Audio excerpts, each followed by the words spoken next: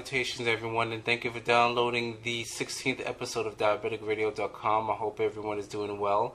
This episode is about your blood sugars and where it should be to avoid long-term and short-term complications of diabetes.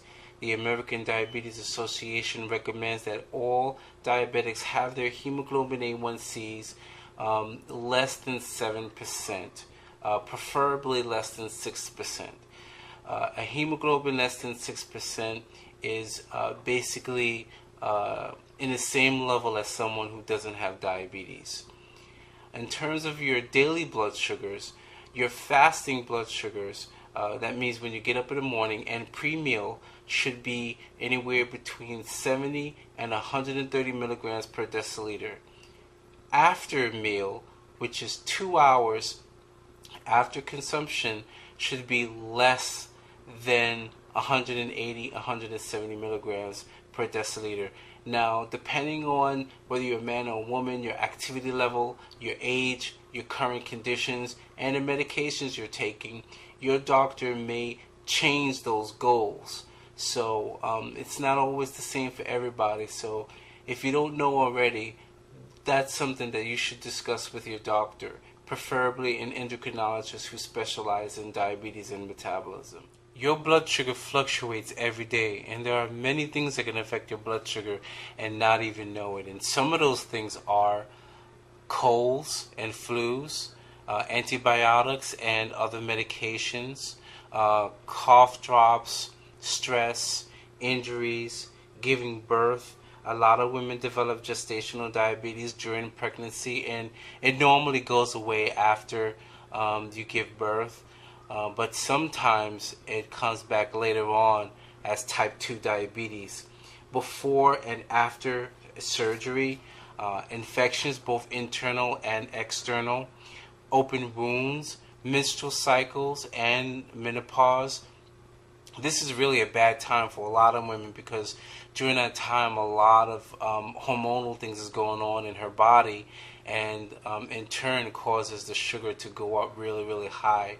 Also, you should know, if you don't know already, if you've gotten any yeast infection that you realize that won't go away, that's just hanging around longer than usual, that's usually an indication of higher blood sugar. So you may want to go to your general practitioner and ask them to check for diabetes, or at least whether your sugar is high or not.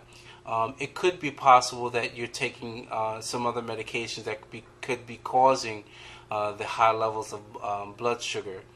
Hormonal replacement, steroids, even a small amount of steroids can raise your blood sugar.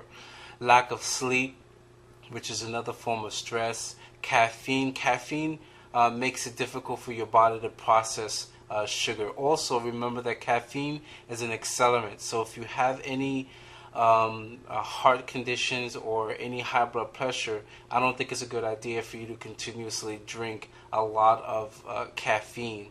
Sugar-free products are usually not really sugar-free. They usually have other ingredients which contain carbohydrates.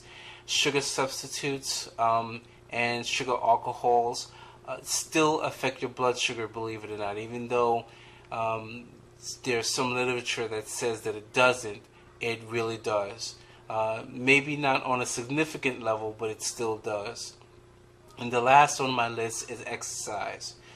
You would want to make sure that you adjust your insulin level, especially if you know that you're going to do a high impact or a strength training exercise, because you become very insulin sensitive when you do strength training. So you don't want to become hypoglycemic in the middle of training, especially if you're doing weights. That could be dangerous.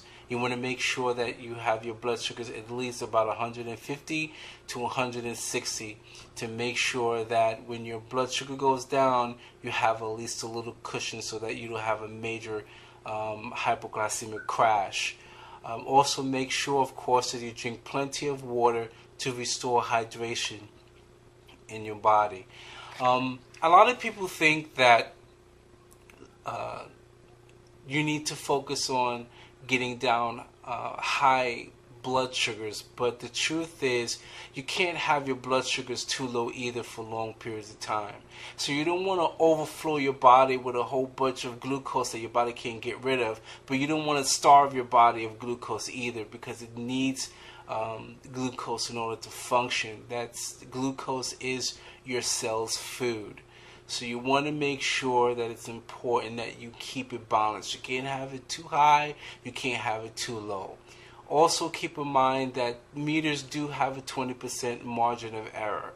So if your numbers, if you test your sugar and it reads one number but you feel funny, like it could be something else, it doesn't hurt to test again.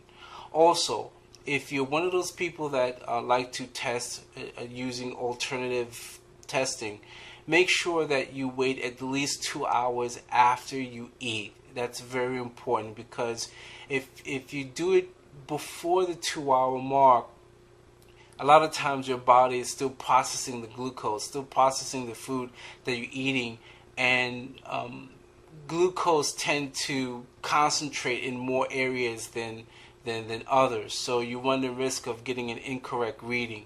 So if you do a reading before the 2-hour mark or before your food is fully digested, it's always a good idea to test on your fingers.